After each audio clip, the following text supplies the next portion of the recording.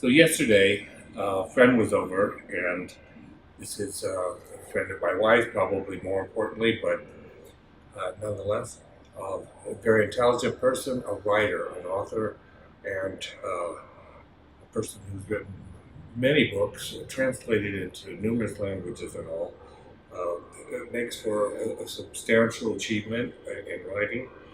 And she's in my studio, and I'm showing a body of work that I feel very good about. It's taken from a recent journey from Buenos Aires to, it was a ship cruise from Buenos Aires to San Francisco, and I'm showing parts of the world that I'm certain that most Americans have never seen and probably wouldn't be able to locate on a map if I told them where it was that I had been.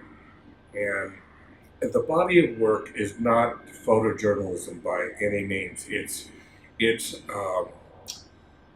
is about a certain place, but it's with my particular, or better yet, peculiar take on things. And so I might have embellished in some ways. I might have added things that weren't precisely there, all in the name of what I like to call art, and certainly fine art photography, a phrase, fine art photography, that I've never really quite come to terms with, only because I think that nobody else knows what the hell it means, and therefore it's not very meaningful. And anyway, she was looking at one piece that I did, and she said, "Would somebody buy this because it looks like art or a painting?" And I said, nobody would buy it. Nobody buys photography anymore. Rarely do people honestly buy or actually buy art of any kind, photography, sculpture, 2D, 3D art, whatever it might be. And it's because, for a lot of reasons, I'm sure, but people don't know what art is, but people don't know what to do with it when they have it, and they don't even know what they're looking at. And of course, I'm speaking in general terms. And for friends who might say, "Gee, I know I have an artist friend, and God, their work is really, really great," and all that sort of stuff. Well, why don't you buy some of it? Artists are out there doing creative work, and it's a real tough sell. It's a real tough sell. Could I live with that? Could I hang that on my wall? Could I, where do I see this fitting into my life? Is it important to me?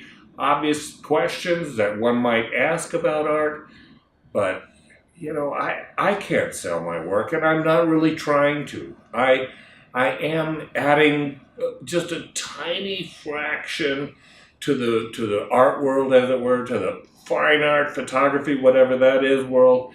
I'm adding just a little tiny bit, and I'm thinking my work is just a little bit better than the average guy. Meaning, I'm really, really looking at my composition. I really see colors like no one else does, apparently.